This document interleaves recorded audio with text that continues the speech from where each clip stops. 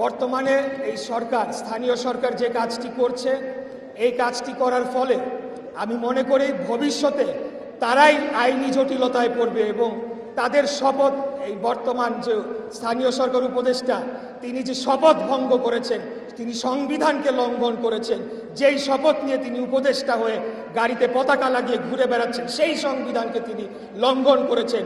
বাংলাদেশের সর্বোচ্চ আদালত সুপ্রিম কোর্টের আপিল বিভাগকে তিনি ক্রমাগত অবমাননা করে চলেছেন। আমি মনে করি যে মাননীয় প্রধান উপদেষ্টাকে যে বা যারাই ভুল বুঝিয়েছে, তারা ভুল বুঝিয়েছে যে এই নির্বাচন বা এই যে আদালতের রায়, এটিকে কার্যকর করা হলে অতীতের হাসিনার আমলের সকল নির্বাচনকে নাকি বৈধতা দেওয়া হয়ে যাবে।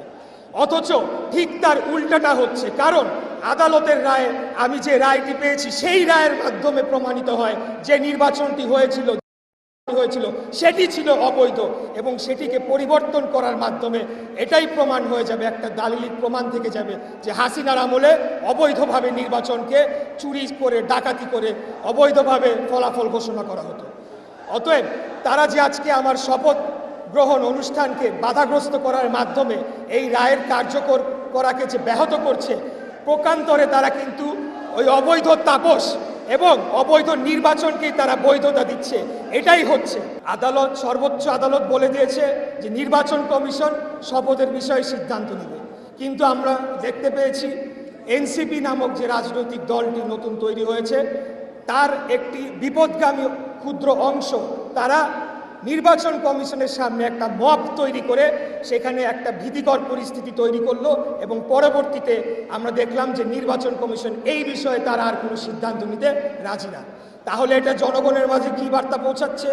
যদি তাদের পছন্দনীয় কিছু না হয় তাহলে তারা সেখানে গিয়ে মব কালচার তৈরি করবে এবং পরবর্তীতে তাদের পছন্দ মতো সিদ্ধান্ত দিতে হবে। অতএব তারা নির্বাচন কমিশনকেও বাইরে থেকে অবৈধভাবে প্রভাবিত করছে, তারা আদালতকেও তারা মানতে চাচ্ছে না, তারা সংবিধানকেও মানতে চাচ্ছে না, তারা কোনো কিছুই মানতে চাচ্ছে না। এই যে আমার যে ঢাকা দক্ষিণ সিটি কর্পোরেশনের যে রায় এবং সেটিকে যে কার্যকর, পূর্ণাঙ্গভাবে কার্যকর করার জন্য যে বাধাগ্রস্ত করা হচ্ছে, এটার বিরুদ্ধে আমাদের যে আন্দোলন রয়েছে সেটি অবশ্যই অবশ্যই চলমান থাকবে।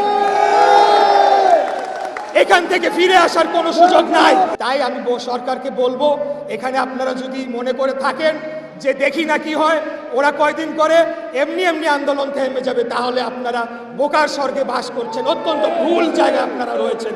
আমি আবারও আপনাদেরকে বিনীতভাবে অনুরোধ জানাবো যে নগরবাসীর দুর্ভোগের কথা চিন্তা করে হলেও আপনারা দ্রুততম সময়ে এটা সুরাহা করেন। আমরাও চাই এটার একটা সুরাহা করে একটা যৌক্তিক পরিণতি এটার করতে।